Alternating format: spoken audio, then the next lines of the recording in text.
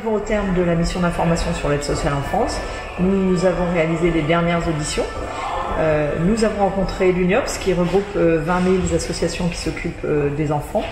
Avec eux, nous avons échangé sur la nécessité d'avoir une diversité des accueils pour coller au maximum aux besoins réels de l'enfant et pas qu'il soit mis dans une place parce qu'il n'y a que cette place-là qui est disponible.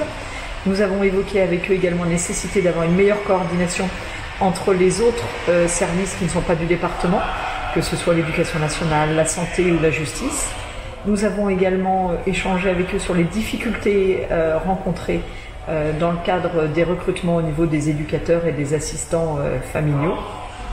Et puis, pour terminer, nous avons évoqué la nécessité d'écouter l'enfant quand celui-ci indique qu'il ne souhaite pas forcément revoir son parent tout de suite et surtout qu'on n'oblige pas l'enfant à reprendre contact ou aux visites médiatisées qui parfois sont trop nombreuses et le déstabilisent. Dans le cadre d'une table ronde où étaient représentés plusieurs éducateurs de plusieurs départements ainsi que des chefs de service, nous avons évoqué les difficultés qu'ils rencontrent au quotidien dans la gestion des enfants quand ils les ont en placement ou en milieu ouvert, ainsi que ceux qui s'occupent des investigations.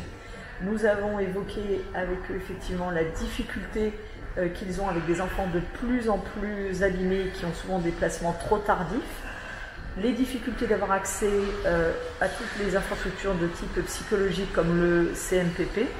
Et puis, nous avons bien entendu évoqué avec eux les pistes d'amélioration. Et parmi celles-ci, un éducateur de Mulhouse nous a présenté eh bien, la cellule d'investigation qu'ils ont mis en place, qui vient remplacer un petit peu les mesures de MJE, qui normalement sont judiciaires. Là, ils ont des mesures d'investigation au niveau administratif, donc sous responsabilité du conseil départemental, sur le même principe qu'une MJE, mais sans la contrainte judiciaire. Ainsi, ils obtiennent plus facilement l'adhésion des parents et en général, les résultats sont plus intéressants. Donc des initiatives intéressantes portées dans plusieurs départements sur lesquels ils auront discuté, mais également eh bien, des échanges sur leurs difficultés sans tabou.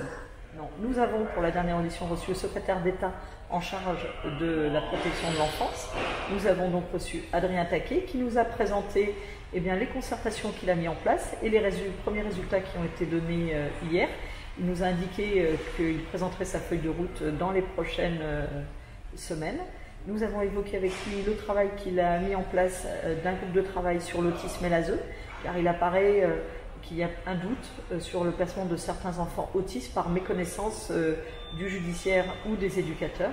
Nous avons également évoqué avec lui les particularités de l'aide sociale en France qui ont trait à des situations géographiques un peu plus éloignées du territoire comme l'Outre-mer ou la Guyane et également la situation des mineurs non accompagnés.